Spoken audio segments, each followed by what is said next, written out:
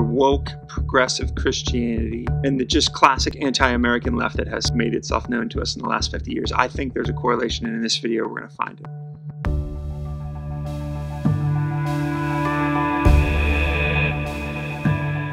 Predominantly left-wing people are very just viscerally anti-American. It's almost as if to say something positive, even in the most obvious way, is betraying some sort of internal moral secret handshake leftist code. If you call somebody like that out on what they're doing, they'll just immediately say, no, everybody who loves something criticizes it. That's your standard line. I don't need to elaborate on that. You already know that. I've said for a long time, the left loves America like a trailer park husband with sloppy Joe sauce and alcohol breath loves his wife as he picks her up every Friday night from the ER. That's the way the left loves America. I'm sure in some way in that wife beater's head, he loves his wife, but really what he is a narcissist. And everything that's happening to him is going through some sort of very, very unhealthy, bizarre narrative of twisted reality. And in that reality, I'm sure there's love there. I don't think that the ER nurses would translate that as love, nor would the people that walk by that wife as she's black-eyed and bruised in the grocery store.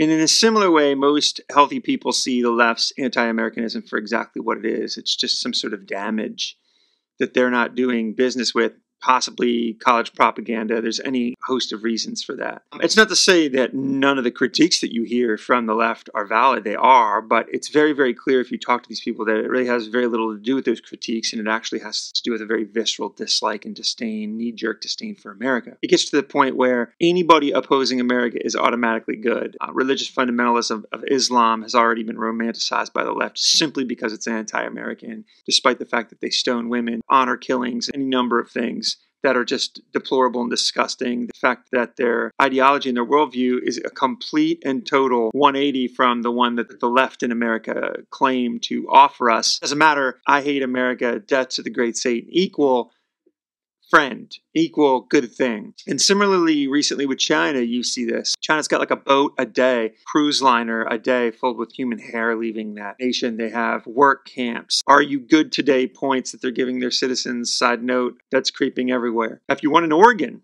if one of your organs fails, just snap your fingers, hocus pocus, just an organ that fits you appears in China and nobody bats an eye. It's just deplorable and disgusting evil. And yet because it's quote unquote anti-American, a lot of these left-wingers will just de facto romanticize it. It's better that they fill the void of superpower in the world, so on and so forth. I don't want to elaborate much on this because you guys already know this. I know you do. Even the people that are aggravated with me about making this video, you already know this is true. You've seen this parade itself in sometimes shocking ways. The point I want to make in this video, though, is in a very, very similar way I see the woke and progressive Christians. And I use these terms loosely. The left will get real crazy about the lexicon of it all. That's just moving the goalposts of a conversation. You can call it whatever you want. Wokeism that has permeated our churches. A very, very similar intellectual pattern has emerged in regards to the church. So what they do is they just lay waste to the church verbally all the time. Any kind of problem pounced upon. Again, I want to say a lot of times there's a lot of accurate stuff in the weeds of that. There's a very, very popular podcast, Rise and Fall of Mars Hill. The thing is if you listen to that podcast, although there's wonderful points being made and things that I do believe are valid critiques of power, etc., what you very, very clearly realize is this is left-wing politics, left-wing worldview dressed up in a pursuit of righteousness. Both can be true at the same time, and I'm making the case that it is here. In terms like patriarchy and gender and all these things make their way into a critique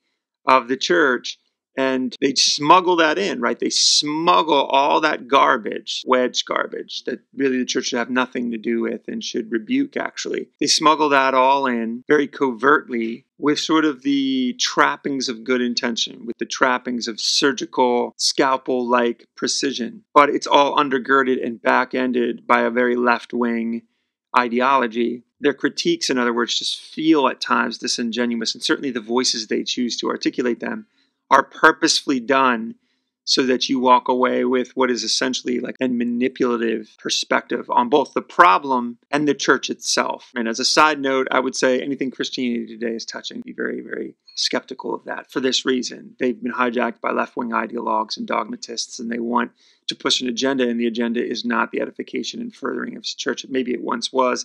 It is not now. Those individuals have proven themselves to be ideologues, and ideologues not for the gospel, but for this woke progressive Christianity, which I'm always telling you there's a very, very clear, distinct difference between the two. So what they do is they run around critiquing the church all the time. It's abusive. Its mega churches are abusive. Its small churches are abusive. It's critique after critique after critique. I'm a Gen Xer. I was raised in the wake of what's being discussed there, and a lot of that stuff is true. But the problem I have with a lot of these critiques is the individual's heart. See, really, if you listen to this individual for long enough, they have a tone and an attitude as they discuss these things that really should be in front of a counselor. What they really should be doing is dealing with their own scars, hurts.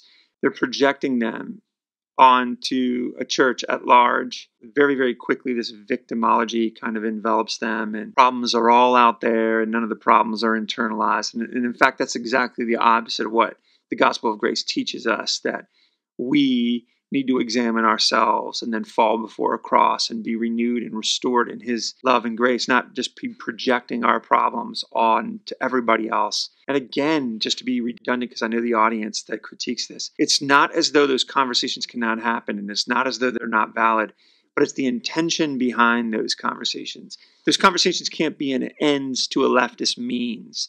They have to be genuinely had. And the problem is, the critique of the church is very similar to the critique of America.